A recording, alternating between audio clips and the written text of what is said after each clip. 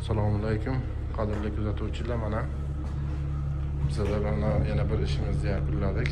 Pechkamiz 130 lik. Buni Bulung'ur tumani Do'stlik mahallasiga olib kelib ustanovka qilib berdik. Ikkita bir xil 5 ga 3,5 lik xona. Xonamizning razmerlari. Mana 130 razmeri, mana shunaqa yonish xususiyatiga ega pechkamiz. Tagini yopsangiz o'chadi.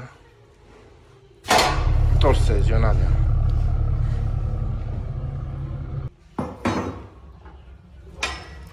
Mana eshigi ochiq turgan holatga ham o'zidan bu hech qanaqa dud chiqarmaydi. Bunga germetikalarni kuyib tushiradi, chiqyapti. Yonishi zo'r.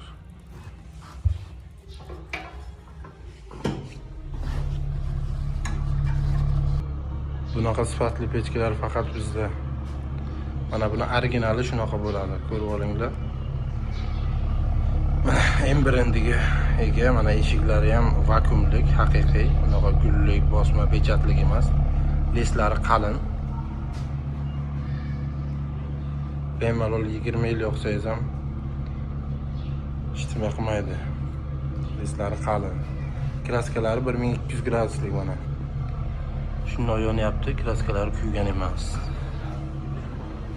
Orqa tomonlari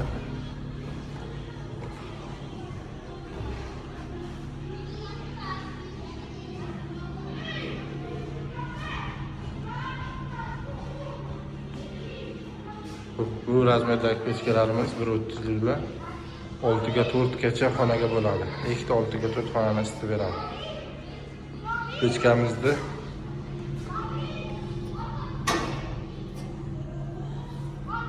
Pechkamizda yoni 2 qavat bo'ladi. Yana apshifkasi bor, atdelni yoniga 2 qavat qilib yasaladi. Ko'plar negativ bildiradi.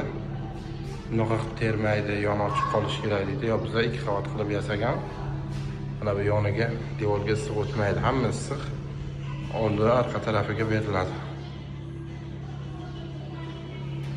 Bunga 30 santimetrlik qilib, chiroyli qilib remont vaqti kapilcha terib olinadi. Chiroyli bo'ladi.